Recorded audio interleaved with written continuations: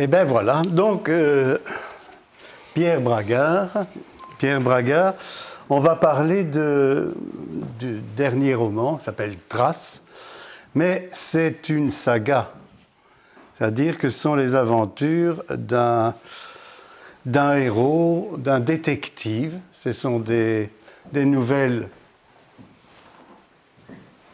policières, mais ce n'est pas du roman policier. Alors le héros est un personnage qui s'appelle, voilà le premier roman, La prodigieuse aventure du quelconque Achille T. Et T, ça veut dire tout le monde, il s'appelle tout le monde. Son nom, c'est tout le monde. Alors Achille, c'est un personnage très fragile, Pierre. Oui. Il est tout jeune. D'abord, il est tout jeune. Il rentre dans la vie et il veut absolument avoir des expériences de vie, des expériences qui vont le faire grandir, qui vont permettre d'être quelqu'un. Il ambitionne d'être quelqu'un. Voilà. Ça ressemble un peu au film Mon nom est personne. Il veut être quelqu'un aussi. Donc. Mais Achille, il va trouver. Il n'y a pas beaucoup d'argent.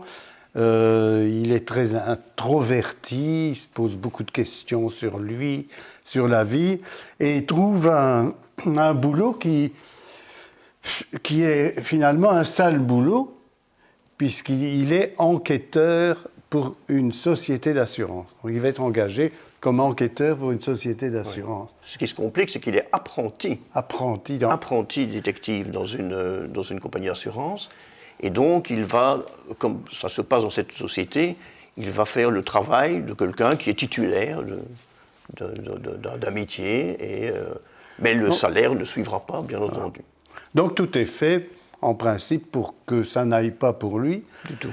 Et pourtant, ce qui est extraordinaire, c'est que son chef, qui est une espèce de gros personnage jouisseur, grande gueule, aimant le foot, la musique, le machin, le truc, se révèle très sympathique et très paternel avec cet Achille. Et cet Achille, il essaie de résoudre ses problèmes intérieurs. Ça. Et curieusement, les enquêtes qu'il va mener vont l'aider à se structurer. Par exemple, il va enquêter dans une école où on a volé des ordinateurs. Tout simplement, bien sûr. Il va résoudre, quelque part, ses problèmes avec l'école. Il va essayer de résoudre ses problèmes avec l'école. Régler des comptes aussi. Et curieusement, résoudre des affaires. Ce qui fait que ça fonctionne assez bien. Dans le camping des Flots Bleus, il va être confronté avec un monde assez terrifiant. Moi, c'est celui qui m'a le plus interpellé parce que c'est ce monde, ces gens qui passent leur vie en caravane et qui ont été la plupart noyés avec les célèbres inondations. Donc cette vie, cette mafia des oui, c'est comment des pauvres peuvent spolier les pauvres. Et il est pas que les riches qui spolient les pauvres. Et là, donc il prend de la maturité, notre Achille. Et ici, dans Petra Castellana, là, c'est son chef qui a des problèmes. C'est son chef qui a des problèmes. Et donc voilà, c'est un anti-héros. Alors, c'est un anti-héros qui, malgré, évidemment, le fait qu'il peut résoudre certaines situations, bien malgré lui, devient un héros, j'entends par là le personnage central d'un livre, et qui reçoit évidemment des félicitations à la fin, quand il a pu apporter en tout cas une réponse, et je précise, bien malgré lui, parce que souvent, le hasard le guide, mais c'est un peu comme pour tout le monde, dans notre vie, on peut réussir certaines choses, alors qu'on a entrepris en se disant, là, je vais être parfait, je vais réussir. Hein, on en parlait précédemment, justement. Et puis tout d'un coup, qu'est-ce qu'il fait que c'est plutôt autre chose qui fait de nous un personnage plus central ou bien une satisfaction personnelle, évidemment. Et c'est ça la vie. Donc c'est l'anti-Maigret. Alors c'est l'anti-Maigret, parce qu'il est investi en tout cas de tous ces personnages, il veut les ressembler, il veut même écrire un roman, c'est toujours ce qu'il fait dans ce livre. Ouais. Et à force de vouloir les ressembler, mais il ne ressemble pas du tout, sans doute, il ressemble à Achille.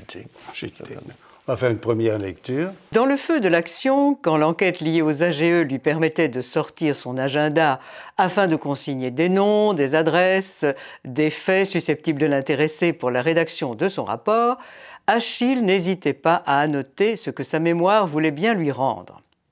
Ici, dans l'auto, c'était peine perdue. D'autant plus que Jamard gardait cette manie de parler, de le questionner, et quand par hasard il se taisait, c'était conquis par la musique de la radio, un commentaire monotone d'un journaliste, les nouvelles du jour, qui se répétaient de demi-heure en demi-heure, ou les blagues douteuses échangées lors d'une émission baptisée un peu vite humoristique, aux grandes dames d'Achille qui ne comprenaient pas toutes les subtilités. Il n'avait donc plus qu'à se remettre les heures prochaines aux bonnes grâces de sa mémoire. Le décor en bordure de la route devint plus hideux. Ils entraient dans les premiers faubourgs de Charleroi. Ce n'étaient encore que des villages aux briques rouges et salis par les années qui ne semblaient pas avoir de fin et s'imbriquaient au fur et à mesure des kilomètres, les uns dans les autres, apportant encore plus la confusion. Quand Jamard, pour la première fois depuis Bruxelles, ouvrit la bouche et dit « Bon sang que c'est laid !» Voilà. Ça, c'est Charleroi. C'est vrai que Charleroi, on en parlait, Charleroi est une ville, c'est très laid, et pourtant les gens sont tellement gentils. C'est assez curieux, Charleroi. On pourrait dire que vos romans, on pourrait les suivre, s'il fallait faire un jeu, on pourrait faire une carte. Parce que les lieux sont toujours très précis. On a l'impression de suivre Achille en Italie, de suivre Achille à Beaumont, de suivre Achille un petit peu partout. On pourrait presque faire une carte et refaire l'itinéraire de...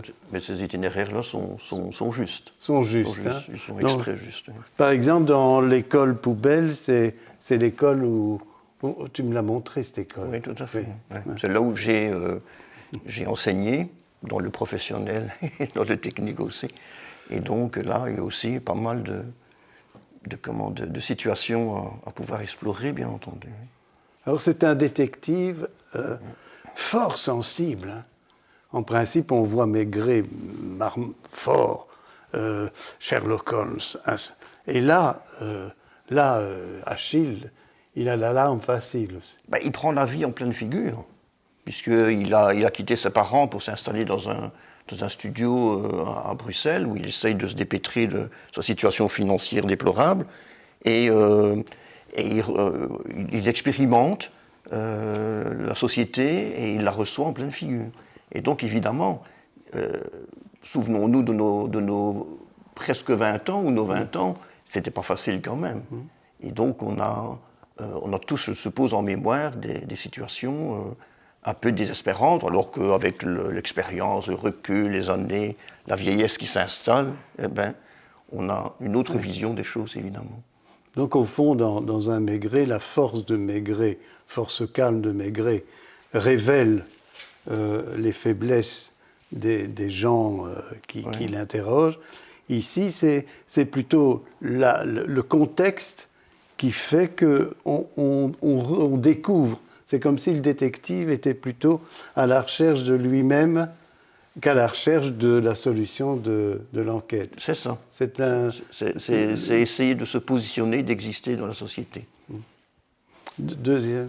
Achille regarda une fois encore l'intérieur délabré de la maison et comprit qu'il venait peut-être de perdre l'ultime chance de comprendre enfin ce qui lui était arrivé un beau jour d'automne, 6 ans plus tôt, 6 petites années déjà qui sont à son âge des gouffres pour la mémoire. Le délabrement de la maison ajouta une peine à sa peine. Tout s'effondrait en lui. Le seul lien qui pouvait encore le rattacher à ce monde perdu qu'il voulait retrouver, qu'il s'était juré de retrouver un jour, était anéanti par la décrépitude, l'abandon, la mort, qui sait. Qu'étaient devenus les parents? Et avec eux, la possible trace. Achille avait de la peine à bouger. Un réflexe professionnel parvint à le sortir de sa torpeur. Voilà, donc Achille ici va aller à la recherche de quelque chose de plus sensible, c'est-à-dire c'est un amour, mais un amour qui ne s'est pas réalisé. Il arrive dans un village où un curé est mort subitement dans son église. Il y a un petit peu plus loin les inondations. Et dans les inondations, il y a un mort. Et c'est quelqu'un qui est dans la cave, qui n'a pas obéi aux injonctions, et voilà, et qui tient une bouteille de vin dans sa main. Ça devait être le cadavre de Roland Thibault. Et à ce moment-là, les deux affaires sont mêlées, et le travail d'un enquêteur d'assurance, c'est de ne pas payer la prime. Donc c'est d'essayer de prouver que le curé est mort de sa faute et que le noyé s'est noyé intentionnellement. C'est pas très joli. Et dans cette démarche-là, il tombe sur le souvenir d'un amour platonique apparemment. Et donc ça recrée en lui toute une série d'images, de souvenirs. Et il va tout faire, évidemment, pour essayer de retrouver cette personne qu'il a apparemment aimée comme un fou, mais sans succès. Et voilà l'enquête d'Achille.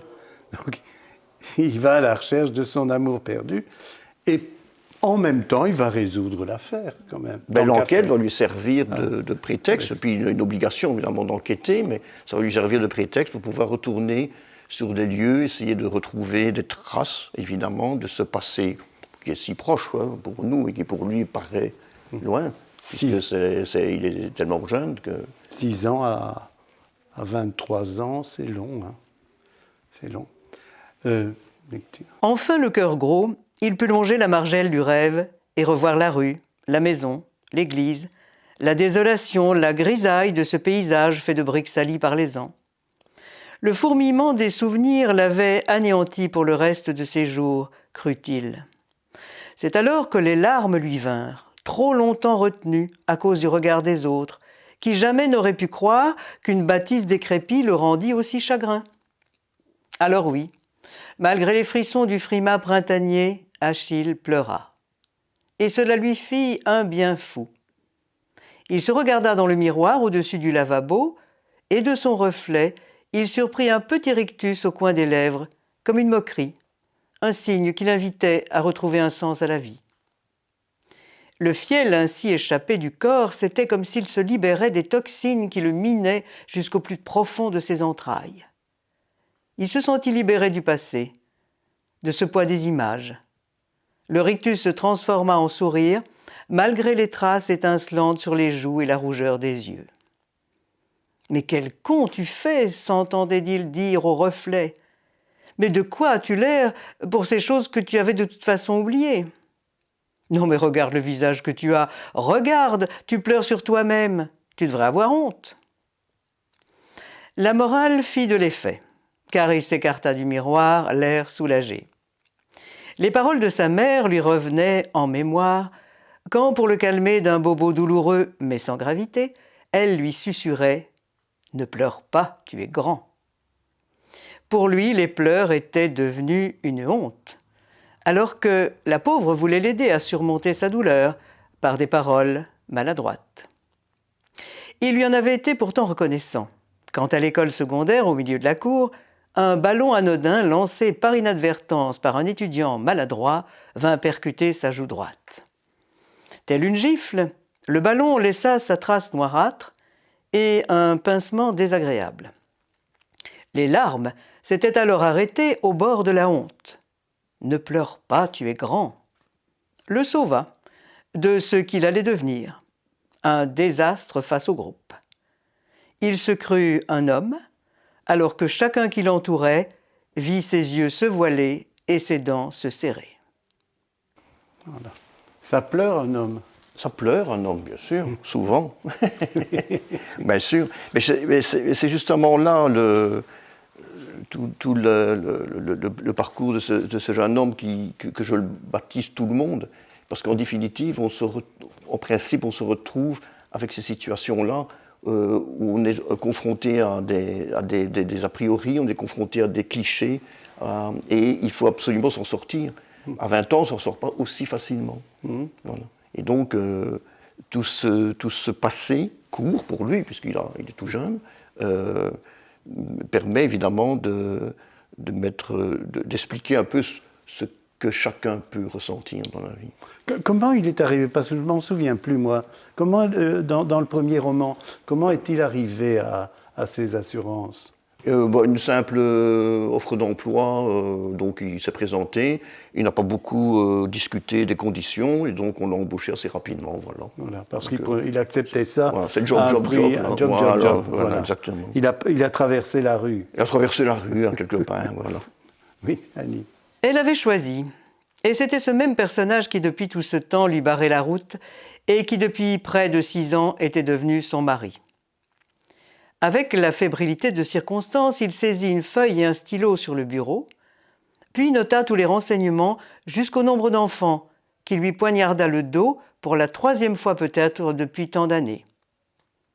Ainsi avait-elle 2 petits qui devaient ressembler à la mère. Il quitta son collègue, ivre de douleur, avec sa nébuleuse des gestes et de la parole. Il allait encore être l'objet de railleries, de regards sarcastiques, de sourires moqueurs. Mais en aucune façon il ne songea à ce risque. Seule lui importait la somme d'informations qui l'opprimait.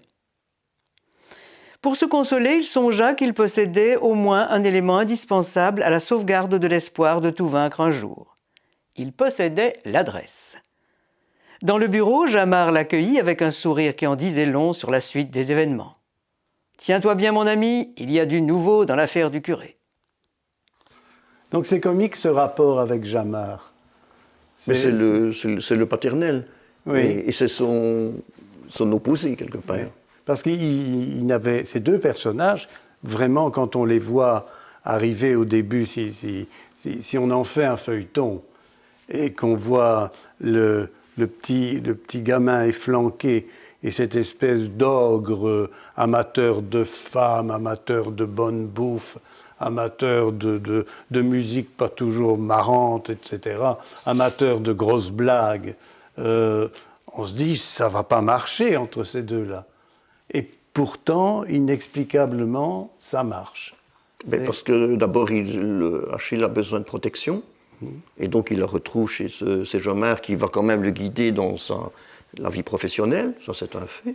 C'est son chef, pas oublier. Oui. Et donc, il a envie aussi de sortir un peu de sa torpeur, cet Achille, et donc il a envie de ressembler à ce Jamard, parce que pour lui, c'est la réussite, c'est l'exemple parfait pour s'intégrer dans la vie et affronter tous les inconvénients de l'existence. Et d'ailleurs, il joue, puisqu'il est détective, il va s'amuser, il va essayer d'incarner Sherlock, il va prendre des pauses. Des pauses, dans son studio. Face au miroir. Vas-y. Au début, il se remémora sa frayeur du train car il était homme à reconnaître ses faiblesses. Il rit même de tant d'inquiétude pour une légende alors qu'il repensait aux 50 lignes du prospectus. Ville de Beaumont, ville de malheur.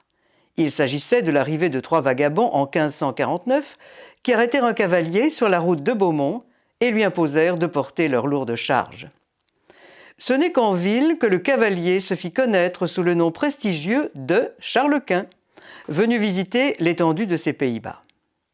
L'empereur n'hésita guère et fit séance tenante pendre les 3 goujats sur la place publique. Arrivé à midi, pendu à 1 heure. En regardant par prudence sa montre, Achille comprit qu'avec les aiguilles approchant 13h15, il était quasiment hors de danger, car avec les légendes, pensait-il, on ne sait jamais. Il est superstitieux, et c'est ce dont on parlait, c'est dire que les livres de Pierre, parfois, sont des guides touristiques. On décrit, donc voilà, il arrive à Beaumont, il y a cette légende sur Beaumont, mais on commence à entrer dans ce village-là. Je pense qu'il n'est jamais venu à Mons, mais il y aurait... ça fait penser un petit peu à un roman graphique que Yann Bucois avait fait sur Mons. Mais il rentre dans Mons et forcément, il y a la gare, et puis il y a le dépeceur qui est là. Donc il y a le côté folklorique, image, et puis l'enquête s'installe dans un cadre. On utilise même le prospectus. Mais justement, le prospectus, ça a son importance parce qu'Achille n'a pas découvre la vie, donc comme je le précise, et il est aussi assez superficiel dans ses raisonnements et dans son ambition. Et donc, il prend des faits historiques, et là je me tourne vers l'historien, parce qui sont un petit peu exagérés, peut-être comme un prospectus peut le faire aussi, bon, pour essayer de mettre en valeur certaines choses. Là, la véracité des faits historiques, je laisse ça aux spécialistes, c'est juste un clin d'œil, évidemment. Donc tout guide touristique, oui, mais avec un gros clin d'œil par rapport à ça. Oui, parce qu'on se doute que... Mais voilà, comme il n'a plus d'expérience, il s'accroche à des choses qu'on lui présente, et c'est un petit peu la difficulté qu'on rencontre avec dans la société en règle générale, où il y a des gens qui s'accrochent à des faits sans se poser plus de questions. Des faits qui sont peut-être réels aussi, mais... Mais par contre, c'est assez précieux pour le lecteur, parce que c'est un procédé qui est assez amusant, parce qu'il permet d'entrer dans le décor, d'entrer dans la ville, mine de rien, puisque on rentre comme le touriste. Oui, c'est ça. Et chez Achille, il y a ce côté un peu touriste de sa vie. Oui, c'est ça. Et c'est assez... Oui, Annie. Berthe s'engagea dans un long monologue qui intéressa à moitié son invité. Non pas à cause des multiples détails qui parsemaient le récit et qui n'enrichissaient en rien la curiosité d'Achille, mais davantage à cause de l'histoire, souvent confuse, qui ne semblait jamais trouver de fin logique, les idées succédant aux idées, au fur et à mesure qu'elles arrivaient dans la tête de la vieille dame et au fur et à mesure que cette dernière les saisissait, afin de prolonger ces instants de chaleur humaine, si rares depuis la mort du brave curé, et au-delà. Achille essaya tant bien que mal de l'interrompre, afin de lui glisser le prénom de sa dulcinée. Mais aucune faille, aucun ralentissement dans le débit oratoire, aucune envie de reprendre son souffle ne purent satisfaire son désir. Berthe Lavallée parlait. Achille écoutait, n'écoutait pas, n'écoutait plus. Afin de se rendre toujours utile, et afin de ne pas compromettre ses chances d'obtenir l'information souhaitée, il fit mine de suivre le long chemin de mulet, des mots en répétant des hochements de tête verticaux ou horizontaux selon un réflexe instinctif. Au bout d'une demi-heure, elle avait fait le tour du village. Achille tenta une autre aventure. Et B, que devient-elle? B? La sœur, la deuxième des 3 enfants. La petite dernière, vous voulez dire? Voilà. Donc ça, c'est la méthode Achille.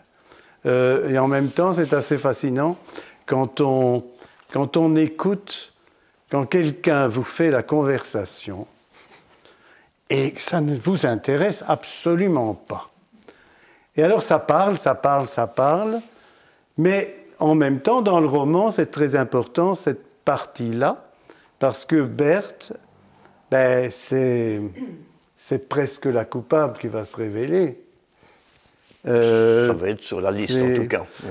Parce que Berthe, c'est la bonne du curé, parce que, voilà, il y a... Et mine de rien, simplement parce qu'il est gentil, et qu'il laisse la vieille dame parler, se répandre, sans écouter, en faisant semblant d'écouter. Et c'est cette gentillesse qui va faire que des informations vont entrer et vont s'installer dans son cerveau. Lui, son seul objectif, sa seule recherche, c'est où elle est, la fille en question. La fille en question, oui. Mais son enquête se résout par simplement sa faculté d'écouter. Au fond, voilà. Sa faculté de ne pas écouter. De ne pas écouter. Mais de donner l'impression qu'on écoute. Achille se retrouva seul face à son ordinateur, se disant pour la 100e fois que le calme du bureau, le tapotis des touches du clavier, la blancheur de l'écran et l'expérience du terrain suffiraient à l'embarquer dans une nouvelle aventure épistolaire, comme une amorce à une grande œuvre lyrique qui le propulserait enfin dans le digne monde des gens de lettres. La première pierre d'achoppement brisa son élan. Allait-il écrire sur l'écran vierge de l'ordinateur ou prendrait-il la peine d'utiliser le stylo? Tapuscrit ou manuscrit? Murmura-t-il, fier d'avoir découvert ces deux termes dans une revue 2 jours plus tôt. Il savait l'importance de ces supports. Des auteurs utilisaient même le magnétophone, comme Simon ou Neruda à certains moments de leur vie. D'autres avaient besoin de supports différents, le café chez Balzac, la position debout pour les dialogues pour Hemingway ou pour Hugo, la présence du chat chez Colette. Il se souvenait avoir lu ces détails qui, d'après lui, grandissaient l'individu. Il y croyait comme un gage de génie, tout en se demandant ce dont lui, Achille T., écrivain en devenir, pouvait bien avoir besoin. Mais pendant qu'il réfléchissait à toutes ces anecdotes, il n'écrivait pas l'ombre d'une ligne. C'est triste, ça. Hein. Donc, voilà. Donc, c'est quand même sa grande affaire à l'Achille. C'est qu'il y a quand même un immense... Il veut écrire. Il veut écrire. Oui. Dans tous les livres où il y a de son aventure, il veut écrire. C'est vraiment son objectif principal. Oui. Donc c'est pour ça aussi qu'il veut rentrer dans la vie, prendre cette expérience et suivre Jamard obligatoirement bien sûr, mais aussi dans tous les péripéties, essayer d'écouter ou pas écouter, enfin, mais il veut écrire. Mais il n'écrit pas une ligne. Mais il se regarde. Il se regarde écrire, il essaie de se dire, tiens, est-ce que je ne devrais pas prendre un chat parce que ça fait plus écrivain. Mais c'est parce qu'au début, parce que bon, moi aussi j'ai eu envie d'écrire évidemment, et donc au départ, quand personnellement j'ai eu envie d'écrire, je me suis retrouvé avec une histoire en tête, comme tout le monde, mais quels sont les premiers mots à mettre? Et donc, pour gagner du temps sur ma médiocrité, j'ai échafaudé plein de trucs. Ah oui, bon, il faut que je relance le percolateur. Et donc, on se crée toute une série d'obligations pour échapper, dans le fond, au moment le plus important de... Donc, il y a beaucoup de vous dans Achille. Bon, il y a beaucoup de choses de tout le monde. De tout le monde, voilà, de tout le monde. Il marmonnait ses phrases sans se soucier des ménagères qu'il croisait et qui se rendaient sur le marché de l'autre côté du village. Il était seul au monde, perdu dans la brume de la colère. Il marchait sans se soucier du rythme de ses pas. Il parlait sans se soucier de ses propos peu audibles. Il faisait des gestes sans se soucier du mouvement de son corps. Il n'était plus maître de lui. Il fuyait, eût-on dit. Mais quoi? Il ne le savait pas. Il marchait, marchait et marchait encore. Et il serait toujours dans cet état d'automate si une légère pente n'avait pas indisposé les muscles de son corps. Il s'arrêta à la hauteur d'un petit banc mal foutu, auquel il manquait le dossier et une planche du siège. Il s'affala épuisé, sans même se rendre compte qu'il s'était assis sur des excréments encore frais de pigeon et en plein milieu d'un dessin représentant un phallus grossier et proéminent. À partir de cet instant, sa colère s'estompa par morceaux. Voilà. Donc il peut être en colère quand même. Oui, bien sûr. Il peut être en colère. Et donc il lui arrive de... C'est un être en formation. Ah oui, tout à fait. Oui. Oui. C'est pour ça que dans chaque aventure, il ne prend pas d'âge. Oui. Parce qu'il se forme. Et moi, ce qui m'intéresse, c'est l'homme en devenir. Oui. Mais en même temps, il y a tout un passage avant de devenir peut-être l'homme qu'il souhaite être. Et vous n'avez pas envie de le faire passer un cap, parce qu'ici, il passe des caps. Ici, maintenant, c'est le je peux dire la fin. Ah, ça dépend. Non, si on va acheter Je dois faire une réduction. Non, mais parce que la fin peut présager qu'il va quitter l'enfance. Enfin, il va quitter cette post-adolescence parce qu'il va se passer quelque chose où, normalement, il est confronté réellement à une réalité. Il ne pourra pas trouver un échappatoire. Oui. Il dit, Oui. Ben non. et ça, c'est vraiment, comme les bons romans, ça se termine par les deux phrases. Vous en saurez, voilà. Mais ces deux phrases positives ou effrayantes? Je ne sais pas, je vais lui demander Voilà. où il en est. Voilà, voilà le Merci. parcours d'Achille T. L'auteur refusera sans doute de dédicacer parce qu'il est trop type. Et alors, si la saga, voilà, si la saga vous intéresse, elle est là, complète. Prix de gros, oui. Voilà. Merci.